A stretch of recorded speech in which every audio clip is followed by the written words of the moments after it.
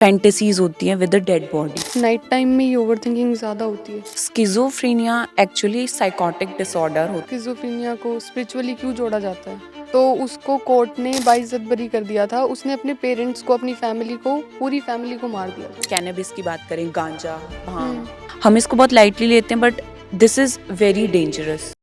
क्या आप किसी से बात करके उसकी पर्सनैलिटी जान सकते हो? अगर आप बात कर रहे हो कि सिर्फ बात करके किसी की पर्सनैलिटी जान लेना, तो ऐसा नहीं हो सकता एक्चुअली। हम्म। हाँ, हम बात करके उसकी ट्रेट्स जान सकते हैं, कुछ ट्रेट्स, बट पूरी तरीके से किसी की पर्सनैलिटी को जानने के लिए एक पूरा प्रोसेस रहता है जिसमें ऑब्जर्वेशन होती है, बहुत इंपॉर्टेंट। स्ट्रक्चर्ड क्वेश्चन होते हैं, ये नहीं कि हम नॉर्मल बातें कर रहे हैं, बहुत स्ट्रक्चर्ड क्वेश्चंस होते हैं। और पर्सनैलिटी के लिए स्पेशल पर्सनैलिटी टेस्ट होते हैं साइकोलॉजी में, जिनके थ्रू हम किसी पर्सनल की पूरी पर्सनैलिटी का अंदाज़ा लगा सकते हैं। नहीं, ये ऐसा मिथ है ना कि लोग जो साइकोलॉजिस्ट होते हैं वो बैठ के बात करके आपकी पर्सनैलिटी जान सकते हैं। नहीं, एक्चुअल में ऐसा कुछ नहीं होता है, ये एक बहुत लंबा प्रोसेस होता है और उसमें भी ऑब्जर्वेशन और स्ट्रक्चर्ड क्वेश्चन रहते हैं, नॉर्मल टॉक्स नहीं होती हैं, तब हम पर्सनैलिटी को एनालाइज कर सकते हैं। और टेस्ट बहुत इंपॉर्टेंट है किसी की ट्रू पर्सनैलिटी जानने के लिए, क्योंकि बंदा मेकअप भी कर सकता है, हमेशा अपनी वो रियल साइड नहीं शो करेंगे, तो वो जानने के लिए पर्सनैलिटी टेस्ट बहुत इंपॉर्टेंट होते हैं। और जैसे कि हमने ये डिस्कस किया था पर्सनैलिटी डिसऑर्डर्स के बारे में, इनके बारे में कुछ बताना चाहोगे कि किस टाइप के क्या होते हैं? पर्सनैलिटी डिसऑर्डर्स जो होते हैं कई टाइप के होते हैं। जैसे एक, अगर हम बात करें, आपने सुना भी होगा, आजकल सोशल मीडिया पे भी बहुत चल रहा है, नार्सिसिस्ट पर्सनैलिटी। हम्म। तो नार्सिसिस्ट पर्सनैलिटी एक तो होता है जब वो सीवियर हो जाता है तो होता है नार्सिसिस्ट पर्सनैलिटी डिसऑर्डर। इसको अगर मैं आपको सिंपल शब्दों में बताऊं तो इसमें एक बंदा बहुत ज़्यादा सेल्फ ऑब्सेस्ड होता है, लेकिन उसको उसमें दूसरों के लिए एम्पैथी बहुत ही कम होती है और कभी-कभी बिल्कुल ख़त्म हो जाती है। उसको चाहिए, सिंपली अगर बताऊं तो, अगर वो एक रिलेशनशिप में है या नॉर्मली भी पेरेंट्स हो गए, किसी से भी, उसको चाहिए 24 अटेंशन और अप्रेजल चाहिए कि हर चीज़ के लिए आप उनको प्रेज करो। ऐसे पर्सन क्रिटिसिज्म बिल्कुल भी बर्दाश्त नहीं कर सकते और वो वॉयलेंट हो जाते हैं, एग्रेसिव हो सकते हैं अगर आप उनके खिलाफ कुछ भी बोलते हो तो। आपके पास कोई ऐसा केस है? नार्सिसिस्ट पर्सनैलिटी का मेरे पास डायरेक्ट केस नहीं मैंने देखा था, लेकिन मेरी एक पेशेंट थी जिनको एंजाइटी थी। उसका रीज़न था उनके बॉयफ्रेंड की जो पर्सनैलिटी थी वो नार्सिसिस्ट पर्सनैलिटी थी। उन्होंने उसको इतना ज़्यादा ट्रॉमेटाइज्ड कर दिया था कि वो लड़की एंजाइटी से बहुत ज़्यादा सफ़र कर रही थी। तो फिर वो रिलेशन, और ये ऐसा नहीं है कि वो आपको छोड़ देंगे एक रिलेशनशिप में, वो आपको ना जाने देंगे, ना वो आपको, कह सकते हैं, चैन से जीने देंगे। उनको अपने अकॉर्डिंग चाहिए, उनको आप चाहिए खुद के लिए। तो वो एक केस आया था, तो उनके लिए बहुत मुश्किल रहा था उस रिलेशनशिप से निकलना। जैसे कि आजकल एक ओवरथिंकिंग बहुत बड़ा इशू है, हम्म। तो आपके अकॉर्डिंग कैसे ओवरथिंकिंग को ओवरकम करें? ओवर थिंकिंग, वैसे अगर देखा जाए तो खुद में ओवर थिंकिंग एक इश्यू नहीं है, बट अगर वो बहुत ज़्यादा बढ़ जाए तो वो एनजाइटी को जन्म देती है। एनजाइटी बन जाती है तो उसको ट्रीट करना बहुत मुश्किल होता है। बट ओवर थिंकिंग के लिए हम सिंपल ट्रिक्स अपना सकते हैं, जैसे कि अपना लाइफस्टाइल जो है वो अच्छा रखें। तो मेडिटेशन को लोग मानते हैं कि बस ऐसे ही, बट एक्चुअल में मेडिटेशन बहुत ज़्यादा इफ़ेक्टिव चीज़ है। अगर आप मेडिटेशन करते हो, ओवर थिंकिंग को आप कम कर सकते हो। और ओवर थिंकिंग बेसिकली ना, आप लाइफस्टाइल चेंज करके उसको रिड्यूस कर सकते हो। ओवर थिंकिंग को हम पूरी तरह ख़त्म नहीं कर सकते। आपके पास कोई ऐसा केस है ओवरथिंकिंग का? और ओवर आपने थिंकिंग के तो बहुत केसेस आते हैं, क्योंकि जितनी स्ट्रेसफुल लाइफ है तो ओवर थिंकिंग के बहुत केसेस आते हैं। कई बार इतनी सीवियर हो जाती है कि उसकी वजह से एंजाइटी डेवलप कर लेते हैं लोग, डिप्रेशन हो जाता है। तो जब लोग उस स्टेज से बढ़ जाते हैं, ओवर थिंकिंग से एंजाइटी और डिप्रेशन पे आ जाते हैं, तब वो कंसल्ट करते हैं साइकोलॉजिस्ट को। और ऐसा क्यों होता है कि हमें सिर्फ नाइट टाइम में ही ओवरथिंकिंग ज़्यादा होती है? This is a very good question actually. इसका ना रीज़न ये होता है कि नाइट टाइम पे जो होता है हमारा माइंड फ्री होता है। थ्रू आउट द डे हम कहीं ना कहीं बिजी होते हैं, हमारे पास ऑल्टरनेटिव्स होते हैं, लेकिन रात को एक शांत इन्वायरमेंट में ऑल्टरनेटिव नहीं होता है दिमाग के पास to run away from that overthinking. तो इसलिए रात में ओवर थिंकिंग ज़्यादा होती है। और एक रीजंस ये भी होते हैं कि जो हमारा brain through out the day emotionally weak हो जाता है, तो उसका जो इमोशनल कंट्रोल है वो बहुत वीक हो जाता है। इस वजह से वो जो अनरिजॉल्व थॉट्स होते हैं वो रात के टाइम पे माइंड में आने लगते हैं, क्योंकि बाकी चीज़ें आप कर चुके।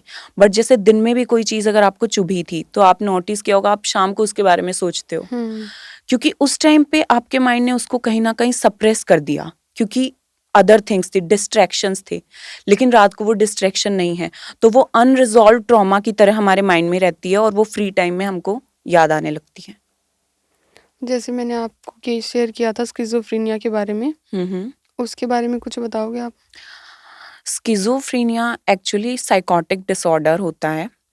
उसमें क्या होता है, उसके जो सिम्पटम्स होते हैं उसमें हेल्यूसिनेशंस होते हैं। हेल्यूसिनेशन मतलब एक तरीके से हम कह सकते हैं कि आपको अनरियल चीज़ें जो एक्चुअल में नहीं हैं वो दिखने लगती हैं, सुनने लगती हैं। मतलब सेंसरी चीज़ें होती हैं बट वो एक्चुअल में एग्जिस्ट नहीं करती। स्किज़ोफ्रेनिया एक ऐसा डिसऑर्डर है जिसमें एक पर्सन रियलिटी और अनरियल चीज़ों में डिफरेंशिएट नहीं कर पाता है। समटाइम्स आपको एक पर्सन दिखना स्टार्ट हो जाता है हेल्यूसिनेशन में। इसमें सबसे कॉमन चीज़ रहती है वॉइसेस सुनाई देना। वॉइसेस सुना, लेकिन रियल में ऐसा कुछ नहीं है। तो ये रहती है, डिल्यूजन रहता है कि एक फॉल्स बिलीफ, एक ऐसी बात जो आप मतलब मान लेते हो ये है बट वो एक्चुअल में नहीं है। वो उस पर्सन का बिलीफ है बट वो एक्चुअल में नहीं एग्जिस्ट करता। ये भी कई टाइप्स के होते हैं और इसके बहुत से सिम्टम्स होते हैं। इसमें ना बंदा आपको बिल्कुल रियलिटी से दूर दिखेगा, रियलिटी के वो बिल्कुल भी पास नहीं रहता है। स्पीच जो होगी, बात उसकी बिल्कुल ऊट पटांग बातें करेगा। अगर आप देखोगे तो ज़रूरी नहीं कि हेल्यूसिनेशन और डिल्यूजन हो ही, बट ये सीवियर हो ना हो, कई बार विजिबल हो ना हो, तो हम उनको नोटिस कर सकते हैं। जैसे अगर आप उनसे ना नॉर्मली बात नहीं कर सकते, स्किज़ोफ्रेनिया वाला जो पेशेंट रहता है वो हमेशा एक टॉपिक से दूसरे टॉपिक पे जंप करेगा, कभी भी एक टॉपिक पे बात नहीं कर पाएगा। आप उससे क्वेश्चन कुछ पूछोगे, उसका जवाब अदर टॉपिक होगा। और बॉडी मूवमेंट्स भी वो बहुत अजीब मूवमेंट्स करते हैं। कई दफ़ा कैटाटॉनिक बिहेवियर देखा जाता है। वो क्या होता है कि अगर मैं आपको सिंपली शब्द समझाऊं कि वो कई घंटों तक एक ही पोस्चर में खड़े रहेंगे। ओके। तो ये इनके कुछ सिम्टम्स होते हैं। और जैसे कि स्किज़ोफ्रेनिया को स्पिरिचुअली क्यों जोड़ा जाता है? हाँ, ये बहुत चीज़ हुई है कि इवन हमारे भी काफ़ी पेशेंट्स हैं, वो पहले बहुत ऐसे मंदिर-वंदिर में इलाज करा के और फिर बहुत एट द एंड वो डॉक्टर के पास आ रहे होते हैं। क्योंकि हमारे इधर एक तो स्पिरिचुअलिटी की भी एक क्लियर डेफिनेशन नहीं है। हर चीज़ को हम स्पिरिचुअलिटी से जोड़ देते हैं। दूसरा, कहीं न कहीं एक नॉर्मल इंसान के लिए एक स्किज़ोफ्रेनिया वाले पेशेंट को समझना, उसके सिम्पटम्स, उसके बिहेवियर को समझना बहुत मुश्किल है। तो वो बिहेवियर्स ही ऐसे होते हैं कि वो उससे जुड़ जाते हैं। एग्ज़ाम्पल के लिए मैं आपको एक केस बताती हूँ स्किज़ोफ्रेनिया से रिलेटेड। एक लेडी पेशेंट आई थी, तो उनका कहना था कि, और सुन के कोई भी नॉर्मल इंसान सुनेगा उसको हँसी आएगी इस चीज़ पे, बट एक्चुअल में ये बहुत सीरियस चीज़ है। उनको ग्रैंडोइस डिल्यूजन था। तो उनका कहना था कि वो जो हैं वो माता हैं, शेरा वाली माता हैं, और उनका जो स्थान है वो वैष्णो देवी में है और उनको वहाँ जाना है। लेकिन उनके घर वाले ज़बरदस्ती पकड़ के उनको यहाँ ले आए हैं। तो वो मेरे से रिक्वेस्ट करी थी कि आप ना बस इनको ये समझा दो, मेरे को वहाँ जाने दें। और ऐसे पेशेंट को आप कभी ये नहीं बोल सकते कि देखो आप गलत सोच रहे हो, आप गलत बोल रहे हो। क्योंकि अगर आपने कुछ भी ऐसा बिहेव किया जो उनके बिलीफ को अगर आप फॉल्स कह रहे हो, तो वो एग्रेसिव हो सकते हैं बहुत ज़्यादा। और वो पेशेंट हो गई थी बहुत ज़्यादा एग्रेसिव। हमें एट द एंड उसको इंजेक्शन देना पड़ा था शांत करने के लिए। हम उसको मेडिसिन दे रहे थे, तो उनको बहुत ज़्यादा ये था कि ये लोग मुझे रोकना चाहते हैं कि मैं अपनी जगह पे ना पहुंच सकूं। तो सब, इवन अपनी फैमिली को भी वो एज अ, ये कह सकते हैं कि मतलब नीची नज़र से देखती थी कि मतलब तुम मेरे लेवल पे नहीं हो, मैं बहुत ऊपर लेवल पे हूँ। तो ऐसे पेशेंट को वो ऑब्वियसली अगर कोई कहेगा तो हमारे यहाँ तो जोड़ देते हैं उसको स्पिरिचुअलिटी से, बट एक्चुअल में उनको स्किज़ोफ्रेनिया था। जैसे कि एक केस हुआ था, हम्म उसने ये सोचा था कि उसके अंदर लॉर्ड हनुमान है, हम्म तो उसको कोर्ट ने बाइज्जत बरी कर दिया था। उसने अपने पेरेंट्स को, अपनी फैमिली को, पूरी फैमिली को मार दिया था। ये ग्रैंडियोस डिल्यूजन का ही एक केस है। इसमें क्या होता है, इसमें ऐसा लगता है पर्सन को कि उसके अंदर सुपर पावर्स हैं, मैं कोई भगवान हूँ या मेरे पास कोई सुपर पावर्स हैं। और ये स्किज़ोफ्रेनिया के अंदर ही आता है, डिल्यूजनल डिसऑर्डर में भी हम इसको रख सकते हैं, क्योंकि उनका बिलीफ है और वो इतना स्ट्रांग होता है, आप और मैं उसको चैलेंज भी नहीं कर सकते उनको डायरेक्टली। और इसमें वो किसी भी हद तक जा सकते हैं खुद को सही प्रूव करने के लिए। तो जैसा कि आप बता रहे हो, पूरी फैमिली का उन्होंने मर्डर कर दिया, तो ऐसा पेशेंट, क्योंकि उनके अंदर से इमोशंस, एम्पैथी खत्म हो चुका होता है, वो एक अनरियल वर्ल्ड में जी रहे हैं। उनके लिए ये दुनिया, इमोशंस बहुत, उनमें इमोशंस बहुत लेस हो जाते हैं। कई बार देखा गया है कि बहुत ही इमोशंस अनऑर्गेनाइज्ड रहते हैं उनके, कि आप देखोगे एक सैड सिचुएशन पे, किसी की डेथ पे वो हंस देंगे, ऐसा पेशेंट, या किसी बहुत हैप्पी सिचुएशन में वो रोने लग जाएंगे, क्योंकि उनके इतने मिक्स्ड इमोशन है, इतने डिसऑर्गेनाइज्ड उनका थिंकिंग पैटर्न हो चुका है कि उनको भी नहीं पता है कि वो ऐसा क्यों कर रहे हैं, पर उनके अकॉर्डिंग वो सही कर रहे हैं, क्योंकि उनका बिलीफ, उनको रियलिटी से टच ही नहीं रहा है उनका। जैसे कि आपने ये हेलुसिनेशंस और डिल्यूजन वाला बताया, ये तो एडिक्शन में भी आते हैं। हाँ जी, एडिक्शन में भी एडिक्शन की वजह से हेल्यूसिनेशंस होने लगते हैं। जैसे अल्कोहल का अगर मैं आपको बताऊं, तो जो विड्रॉल सिंड्रोम्स होते हैं, उसकी वजह से हेल्यूसिनेशंस होते हैं बहुत पेशेंट्स को। हमारे पास पेशेंट ऐसे आए हैं। क्या विड्रॉल सिंड्रोम क्या होता है कि आपने छोड़ दी, बिल्कुल एकदम छोड़ दी, तो आपको विड्रॉल सिंड्रोम होंगे। अगर एकदम भी छुड़वा देना तो वो भी सही नहीं होता है। उसके बाद विड्रॉल सिंड्रोम होने लगते हैं, जिससे हेल्यूसिनेशन होना, और फिजिकल सिम्टम्स भी बहुत ज़्यादा आते हैं, दौरे आना, बॉडी में कंपन, पैनिक होना, एंजाइटी, ये सब होने लगता है। तो एक प्रॉपर वे होता है, उसको भी पूरा प्रोसेस होता है। जैसे अब आप एडिक्शन की बात कर रहे हो, तो अगर हम हरियाणा की बात करें तो आप देखोगे जगह जगह आपको मिल जाएंगे नशा मुक्ति केंद्र। हाँ। पर एक्चुअल में उन पे कोई बात ही नहीं कर रहा है कि उनमें कितना इनह्यूमन ट्रीटमेंट दिया जा रहा है। एडिक्शन ट्रीटेबल है और उसका एक प्रोसेस है पूरा ट्रीट करने का। लेकिन आप देखोगे जो मोस्टली नशा मुक्ति केंद्र हैं, उनमें नशा कैसे छुड़वाया जा रहा है, वो उनको बहुत ज़्यादा मारते हैं। तो वो कुछ टाइम के लिए छोड़ देंगे, लेकिन उनकी अर्जिस तो खत्म नहीं हुई ना। तो वो एकदम से छोड़ देंगे तो विड्रॉल सिंड्रोम्स होंगे उनको। और बहुत से नशे होते हैं, जैसे हम कैनबिस की बात करें, गांजा, भांग, इसकी वजह से भी हेल्यूसिनेशंस होते हैं। उसका रीज़न क्या होता है कि ये हमारे माइंड को इतना ज़्यादा, मतलब केमिकल इम्बैलेंस कर देते हैं हमारे माइंड में, कि हेल्यूसिनेशंस होने लगते हैं। डोपामाइन बहुत ज़्यादा बढ़ जाता है, जिसकी वजह से अनरियलिस्टिक चीज़ें नज़र आने लगती हैं, जैसे आवाज़ें सुनाई देना, चीज़ें दिखना, ये सारा उसका इफेक्ट होता है। आपके पास कोई ऐसा केस है एडिक्शन का? हाँ, मैंने आपको बताया विड्रॉल सिंड्रोम का एक केस आया था हमारे पास। तो उन्होंने छोड़ दी थी, एक मेल पेशेंट थे, आई गेस 35 या 40 की एज के बीच के थे वो। तो उन्होंने क्विट कर दी थी और उन्होंने खुद से की थी। उनको खुद से इंस्टिंक्ट आया कि मतलब बहुत ज़्यादा हो गई और मैं छोड़ना चाहता हूँ, तो उन्होंने छोड़ दी। तो 10-15 दिन बाद ही उनको लेके आए और वो बहुत बुरी हालत में थे। इज़ लाइक कि वो सीधे बैठ भी नहीं जा रहे हैं, वो ऐसे बैठे हैं, वो पूरे काँप रहे हैं, उनकी पूरी बॉडी काँप रही है, वो आई कांटेक्ट नहीं कर पा रहे हैं, मतलब इतना ज़्यादा उनको एंजाइटी फील हो रही है। तो उनकी फिर मेडिकेशंस चली, थेरेपीज चली, तो वो अभी भी रिकवरिंग फेज पे हैं। जैसे कि कोई एडिक्शन से ओवरकम करना चाहे तो क्या करे? देखो, एडिक्शन से ओवरकम करने के लिए ना एक पूरा प्रोसेस होता है। तो आप किस लेवल के एडिक्ट हो। एडिक्शन जरूरी नहीं, कुछ लोग होते हैं कि कुछ थोड़ा टाइम पी ली तो उनको लगने लगता है कि एडिक्शन है, नहीं। पर एडिक्शन से ओवरकम करने का सबसे पहला जो स्टेज होता है वो होता है एक्सेप्टेंस। जब ये स्टेज आ गया तो आप लगा लो आप कर लोगे। सबसे मुश्किल कई बार क्या होता है, पेरेंट्स लेके आते हैं बच्चों को, या वाइफ अपने हस्बैंड को लेके आ रही है, क्योंकि वो खुद से करना ही नहीं चाह रहे हैं। बहुत सारे सेशंस तो उनको ये रियलाइज करवाने में, उनमें ये एक्सेप्टेंस लाने में लगते हैं कि ये आपके लिए ठीक नहीं है। तो सबसे पहला स्टेज होता है कि एक्सेप्ट कर लें वो कि हाँ ये मेरे लिए ठीक नहीं है, मैं इसको छोड़ना चाहता हूँ। और कभी भी ना ग्रेजुअल, हमेशा ना धीरे धीरे होनी चाहिए, कि रिप्लेस करते हैं। एकदम से लीव नहीं करवा सकते हम। कभी भी हम अपने कभी किसी पेशेंट को नहीं बोलते कि कल से आप बिल्कुल छोड़ दीजिए, कल से पीनी ही नहीं है। अगर ऐसा करेंगे वो 10 दिन कर लेंगे, उसके बाद उनको विथड्रॉल सिंड्रोम होंगे, वो वापस पीने लगेंगे टू बी ओके। क्योंकि इतने टाइम से एडिक्शन की वजह से हमारे माइंड को उस स्टेट में रहने की आदत हो गई है। तो एकदम से अगर वो हट जाएगा तो भी बॉडी रिएक्ट करेगी, माइंड रिएक्ट करेगा।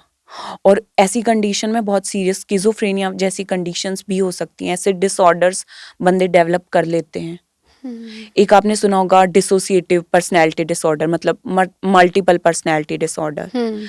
ये भी साइकोटिक डिसऑर्डर हैं। और विड्रॉल सिंड्रोम की वजह से एडिक्शन में लोग ऐसे ऐसे डिसऑर्डर्स डेवलप कर लेते हैं। हम अक्सर कहते हैं कि टाइम हील्स एवरीथिंग, पर ऐसा हो सकता है कि कोई बचपन की जैसे कि बैड टच जैसी सिचुएशन को भूल जाए? नहीं, मतलब इसमें जो आपने वर्ड बोला टाइम्स हील एवरीथिंग, तो आई गेस इसका ये मतलब बिल्कुल नहीं है कि भूल जाता है कोई, क्योंकि ये बहुत सेंसिटिव मेमोरीज होती हैं। और स्पेशली जैसे आप चाइल्डहुड की बात कर रहे हो, बैड टच वाली जो सिचुएशंस रहती हैं, ये एक ट्रॉमा होता है। बेसिकली इसको हम ट्रॉमा ही कहेंगे। तो जो एक तो स्पेशली जो चाइल्डहुड होता है वो बहुत ज़्यादा सेंसिटिव डेवलपमेंट फेज होता है, उसमें सबसे ज़्यादा सेंसिटिव होता है एक पर्सन। तो ऐसी मेमोरीज कभी भी पूरी तरीके से भूली नहीं जा सकती हैं। हाँ, हम टाइम हील्स एवरीथिंग कह सकते हैं कि उसकी इंटेंसिटी कम हो सकती है, कि अब उतना खौफनाक नहीं लगता है, अब उतना पैनिक नहीं करता है, अब उतना पेन नहीं होता है, पेन की इंटेंसिटी रिड्यूस हो जाती है। बट पूरी तरीके से ऐसी मेमोरी का डिलीट हो जाना, तो वो होता है एमनीजिया में। उसमें क्या होता है, मतलब मेमोरी लॉस हो जाती है। वो माइंड का एक डिफेंस मैकेनिज्म रहता है कि उस खुद को बचाने के लिए, टू सेव देमसेल्व्स, सॉरी, उसके लिए वो डिफेंस मैकेनिज्म रहता है कि उस मेमोरी को पूरी तरीके से डिलीट कर देता है माइंड। बट नॉर्मली ऐसी मेमोरीज भूल जाना ऐसा नहीं हो सकता। हाँ, इंटेंसिटी कम हो सकती है, पर इसके भी ट्रिगर्स होते हैं। जैसे आपके चाइल्डहुड का कोई भी ट्रॉमा रहा हो, वो किसी जगह से जुड़ा हो, किसी पर्सन से जुड़ा हो, किसी चीज़ से जुड़ा हो, तो अगर आप वो चीज़ दोबारा देखते हो तो आपका वो ट्रॉमा ट्रिगर हो जाता है। तो वो ट्रिगर्स रहते हैं, उसकी इंटेंसिटी कम हो जाती है, लेकिन जब ट्रिगर्स बार बार दिखते हैं तो इंटेंसिटी वापस बढ़ जाती है। जैसे लड़कियों को स्ट्रेस होता है, काफ़ी एंजाइटी, ट्रस्ट इश्यूज होते हैं, वो बचपन की इन्हीं चीज़ों की वजह से हो सकते हैं। अगर हम बात करें ना, तो साइकोलॉजी में बहुत सी डिसऑर्डर्स या प्रॉब्लम्स का रीज़न कहीं ना कहीं ट्रॉमा है, पास्ट ट्रॉमा है, चाइल्डहुड ट्रॉमा है। हम इसको बहुत लाइटली लेते हैं, but this is very dangerous, कि वो जो चाइल्डहुड ट्रॉमा रहता है वही आगे जाके बीमारियां बनाता है ना, क्योंकि अनरिजॉल्व ट्रॉमा हमारे अंदर रह जाता है। अब कोई एक चीज़ है जो बिना सॉल्व किए हुए हमने छोड़ दी, तो वो ख़त्म तो कभी नहीं होगी जब तक वो सॉल्व नहीं हो जाएगी। तो ये स्ट्रेस, ये एंजाइटी को जन्म देती हैं ऐसी चीज़ें। जैसे कि ये जो चाइल्डहुड ट्रॉमा होता है, इसमें पेरेंटिंग का रोल रहता है? हाँ जी, ये आपका बहुत अच्छा क्वेश्चन है। एक्चुअली पेरेंटिंग का बहुत ज़्यादा रोल रहता है चाइल्डहुड ट्रॉमा में। बहुत टाइप की पेरेंटिंग स्टाइल होते हैं। तो उनमें से अगर मैं बताऊं, सबसे वर्स्ट होता है नेग्लेक्टफुल पेरेंटिंग, जिसमें पेरेंट्स जो होते हैं वो अपने चाइल्ड को पूरी तरीके से अवॉइड कर देते हैं। पूरी तरीके से तो नहीं, but most of the time avoidant उनका बिहेवियर रहता है।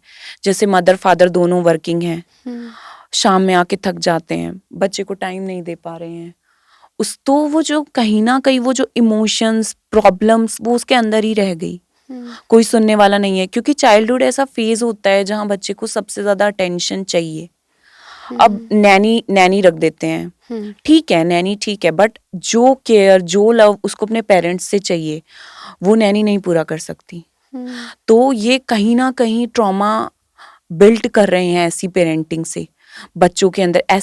ऐसे जो बच्चे मिलेंगे ना आपको, जिनकी पेरेंटिंग ऐसी रही है, वो आपको बहुत ही पुअर कॉन्फिडेंस मिलेगा उनके अंदर। और इनमें ना एकेडमिक फेलियर बहुत ज़्यादा देखा जाता है, क्योंकि गाइडेंस नहीं मिल रही है, कहीं से सपोर्ट नहीं मिल रहा है, कोई पता नहीं है कि इमोशन आ रहे हैं, उनको कैसे एक्सप्रेस करना है, कहाँ पे इन्वेस्ट करना है। हुँ। तो ऐसे में बच्चा बहुत ज़्यादा ट्रॉमेटाइज़्ड होता है और वो फिर बाद में भी कहीं न कहीं उनको बड़े होने के बाद अडल्टहुड में रिलेशनशिप्स में भी बहुत प्रॉब्लम आती है ऐसे बच्चों को। हुँ। क्योंकि उनको पता ही नहीं है लव, केयर कैसे एक्सप्रेस करना है और उनमें भी कहीं न कहीं वो नेग्लेक्टफुल बिहेवियर आ जाता है। क्योंकि वो बचपन से वो देखते हुए बड़े हुए हैं, तो वो ट्रेट उनमें आएँगे ही आएँगे। जैसे कि पेरेंट्स ये बोलते हैं कि हमारे बच्चे तो ऐसे ही पल जाएँगे, हुँ, बोला जाता है हुँ। ये। बिल्कुल। तो आप पेरेंट्स को क्या कहना चाहोगे इससे रिलेटेड?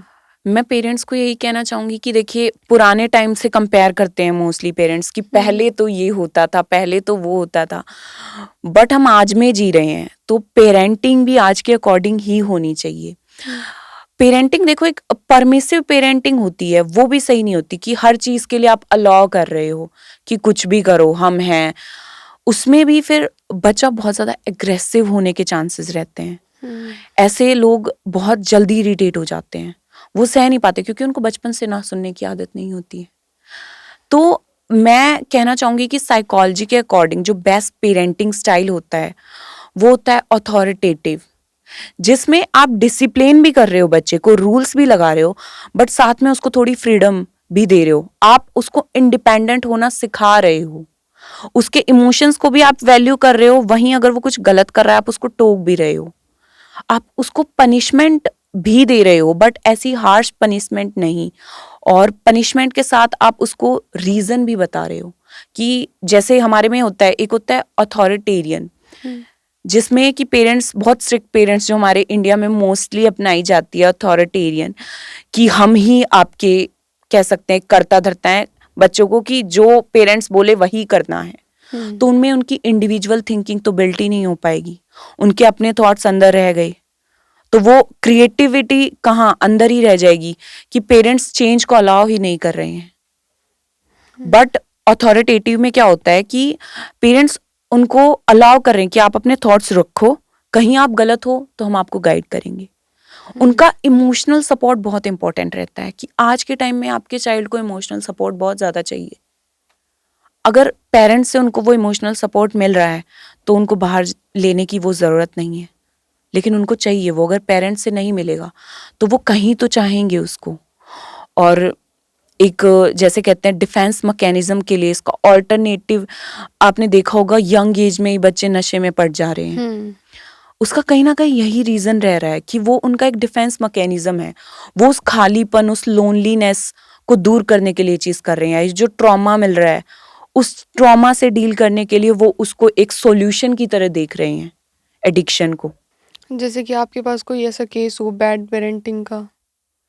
हाँ जी, बैड पेरेंटिंग के केसेस मतलब चाइल्डहुड में नहीं आते क्योंकि देखिए जो बिग सिटीज होगी ना वहाँ फिर भी अवेयर हैं पेरेंट्स। बच्चों को भी डिप्रेशन होता है तो दे कंसल्ट टू साइकोलॉजिस्ट। बट जो मोस्टली केसेस आते हैं अभी एनजाइटी के, डिप्रेशन के, उनका कहीं ना कहीं रीज़न उनके चाइल्डहुड में होता है।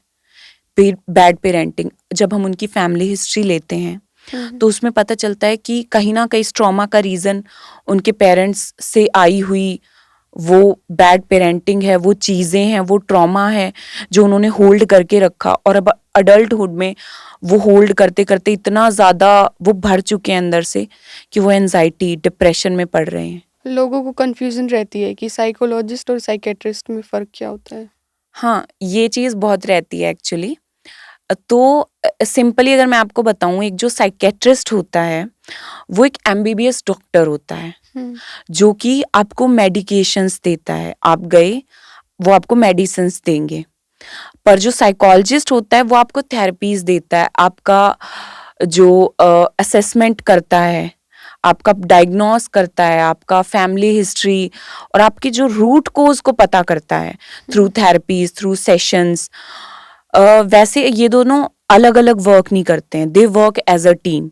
हुँ। क्योंकि मेडिकेशंस और थेरेपी दोनों जब साथ में चलती हैं तो ही कोई चीज़ अच्छे से ट्रीट की जा सकती है। ना तो अकेली थेरेपी, जैसे अगर नॉर्मल लेवल का स्ट्रेस एंजाइटी हो गई तो उसके लिए थेरेपीज इनफ हैं।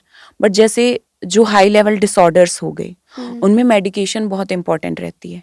तो साइकेट्रिस्ट उनकी मेडिसिन्स चलाते हैं और साइकोलॉजिस्ट उनकी थेरेपीज देखते हैं तो जो थेरेपीज रहती हैं, जैसे ये बोलते हैं कि बात करते हैं, तो वो साइकोलॉजिस्ट करते हैं। साइकेट्रिस्ट मेडिसिन्स आपको रिकमेंड करेंगे।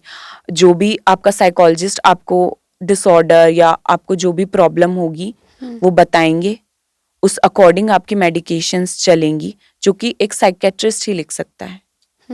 मतलब फर्स्टली हमें साइकोलॉजिस्ट से कंसल्ट करना आप चाहिए। किसी से भी कर सकते हो, मतलब ये साइड बाय साइड चलती हैं। अगर आप एक साइकेट्रिस्ट के पास भी जा रहे हो तो वो आपका बेसिक जैसे प्रॉब्लम्स पूछ के उसके अकॉर्डिंग एनालाइज या डायग्नोस करके वो आपको मेडिसिन्स देंगे, और फिर वो आपको थेरेपी के लिए वो बोलेंगे, एडवाइस देंगे कि आप थेरेपी स्टार्ट कीजिए, ताकि क्योंकि वो आपकी अब की प्रॉब्लम जान सकते हैं, लेकिन आपका रूट कोज की आपको ये क्यों हो रही है, किस वजह से कोई ट्रॉमा है, उसकी वजह से कोई डिसऑर्डर डेवलप हुआ है, तो वो ज़रूरी नहीं कि आज कुछ हो गया और कल आपको डिसऑर्डर हो जाएगा, ऐसा नहीं होता है।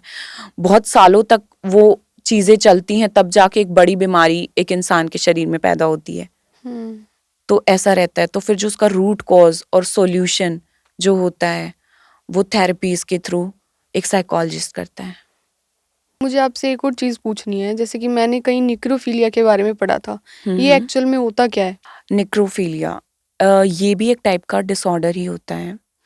इसमें क्या होता है कि एक पर्सन को अनरियलिस्टिक या अनयूजुअल सेक्सुअल डिजायर्स होती हैं, विद फैंटेसीज होती हैं विद डेड बॉडी। उनका जो ऑब्सेशन रहता है वो डेड बॉडी से रहता है।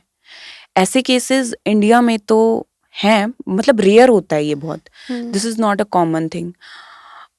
मोस्टली देखा गया है। इसमें क्या होता है, जैसे अगर आपको मैं सिंपली बताऊं, कई केसेस आए हैं जिसमें एक पर्सन, एक लड़की हुई, कोई भी हुआ, उसका मर्डर करते हैं एंड आफ्टर दैट वो रेप करते हैं, क्योंकि उनका मर्डर का रीजन था to attain a dead body.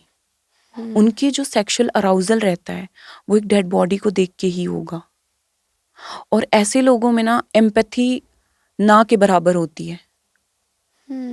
तो ये भी एक बहुत कह सकते हैं हम सीवियर कंडीशन होती है, और इससे रिलेटेड एज सच हमारे देश में कोई कानून भी नहीं है। मतलब डायरेक्ट निक्रोफिलिया के लिए कोई कानून नहीं है, बट ये एक क्रिमिनल उसमें आ जाता है, ऑफेंस के अंदर। इसमें वो आता है section 301 I guess, I don't remember exactly. तो उसमें होता है कि इंसल्टिंग अ डेड बॉडी, तो उसके अकॉर्डिंग ऐसे लोगों को पनिश किया जाता है। और ऐसे कई केस इंडिया में भी आए हैं जहां मर्डर करके और रेप के जो केसेस रहे हैं, तो उनका मेन रीजन ये रहता है to attain a dead body, क्योंकि उनका अराउजल ही एक डेड बॉडी के साथ हो रहा है। लास्ट में आप हमारी ऑडियंस को क्या मैसेज देना चाहोगे? मैं ऑडियंस से यही कहना चाहूँगी कि एक सबसे बड़ी प्रॉब्लम है यहाँ पे इंडिया में कि हम साइकोलॉजिकल डिसऑर्डर्स को बहुत ही अजीब तरीके से देखते हैं, कि मतलब पता ही नहीं क्या है, शर्मिंदगी महसूस करते हैं। बट ये भी नॉर्मल बीमारियों की तरह ही होते हैं। एंजाइटी है, डिप्रेशन है, जैसे आपको बुखार हो गया, जुकाम हो गया, जैसे ये नॉर्मल है ऐसे ये भी नॉर्मल है। तो ऐसी सिचुएशन में एक साइकोलॉजिस्ट की हेल्प लेना बिल्कुल भी शर्मनाक चीज़ नहीं है। इवन साइकोलॉजिस्ट सिर्फ आपको आपकी बीमारियों के लिए नहीं होते हैं।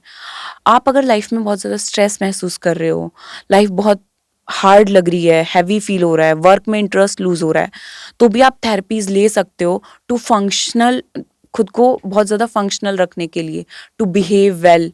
तो ये एक तरीके से लाइफ को बहुत ज़्यादा कंफर्टिंग बनाने के लिए भी है। आजकल यूथ एक चीज़ बहुत ज़्यादा फेस करता है कि रोड रेज की जो प्रॉब्लम्स होती हैं उसमें बहुत एकदम से पैनिक करता है, तो उस सिचुएशन में हमें करना क्या चाहिए? हाँ, एक्चुअली ये बहुत अच्छा क्वेश्चन है कि उस सिचुएशन में आप क्या कर सकते हो जब आप कॉन्शियस हो कि आप पैनिक हो रहे हो। एक तो एक ऐसी सिचुएशन हो जाती है आपको पता ही नहीं है क्या हो रहा है, बट सबसे पहले आपको कॉन्शियस होना है थोड़ा कि हाँ मैं पैनिक हो रहा हूँ, और खुद को आप काम डाउन करने की कोशिश करो। और सबसे इम्पॉर्टेंट रहता है इसमें, आप एक सॉल्यूशन कर सकते हो कि आप खुद को डिस्ट्रैक्ट करो, कि अपने माइंड को उस सिचुएशन से हमें डिस्ट्रैक्ट करना है। तो उसके लिए 2-3 टेक्निक्स होती हैं, मैं आपको बताती हूँ। तो ग्राउंडिंग टेक्निक रहती है जो कि मेरी पर्सनल फेवरेट है। इसमें आप अपने माइंड को डिस्ट्रैक्ट कर सकते हो। तो इसमें क्या होता है, 5 4 3 2 1 टेक्निक जो होती है, उसमें आपको रिपीट करनी है, अपने माइंड को बताना है 5 थिंग्स यू सी, 5 चीज़ें जो आप देख पा रहे हो, 4 things you touch, 3 things you here. Voices होती हैं उस टाइम पे, बहुत अलग अलग वॉइसेस होती हैं, आपको 3 अलग अलग वॉइसेस पे ध्यान देना है। पहले एक वॉइस, फिर उसको अवॉइड करके दूसरी वॉइस, फिर तीसरी वॉइस। 2 थिंग्स यू स्मेल, 2 चीज़ें जो आप स्मेल कर पा रहे हो। इसमें क्या करोगे आप, अपने माइंड का सारा जो अटेंशन है आपका यहाँ डाइवर्ट हो जाएगा, ये ढूंढने में कि क्या स्मेल आ रही है, क्या सुनाई दे रहा है, अलग अलग साउंड्स को रिकॉग्नाइज करने में। तो टेम्परेरीली आपका माइंड वहाँ से डिस्ट्रैक्ट हो जाएगा।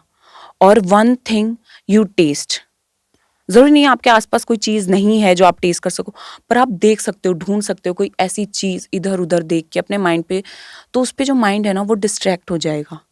तो उस टाइम ये चीज़ आपको काफ़ी रिलीफ देगी उस पैनिक से, क्योंकि कुछ टाइम के लिए वो थॉट आपके माइंड से हट गया जो आपको पैनिक कर रहा था। और इसके अलावा डीप ब्रीदिंग एक बहुत इफेक्टिव है। लोग इसको बहुत लाइटली लेते हैं, बट अगर आप इसको अपनी डेली लाइफ का हिस्सा बना ले तो ये बहुत इफेक्टिव चीज़ है। कि आपको 4 सेकंड सांस लेनी है, भरनी है, 2 सेकंड होल्ड करो, 6 सेकंड सांस छोड़ो। ये आपको 10 टाइम्स करना है, जितने दफ़ा भी आप एक पैनिक सिचुएशन में कर पाओ।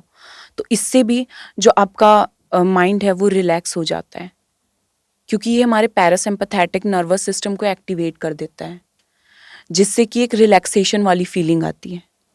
तो पैनिक सिचुएशन में बंदा रिलैक्स फील करता है।